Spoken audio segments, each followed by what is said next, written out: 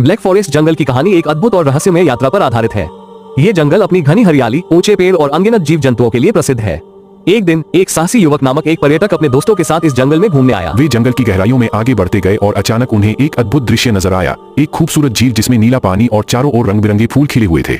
जैसे ही उन्होंने झील के पास जाने की कोशिश की, उन्हें एक पुराना स्थान दिखा जहां एक विशाल चट्टान के। वे जंगल की गहराइयों में आगे बढ़ते गए और उत्सुकता से भरे युवकों ने गुफा की ओर बढ़ते हुए रहस्यमयी चित्र और प्राचीन चीजें पाईं। लेकिन तभी उन्होंने सुनी थी गुफा के भीतर से अजीब आवाजें। क्या वे भीतर जाएंगे? क्या वे उस रहस्य का सामना कर पाएंगे? जंगल में उनक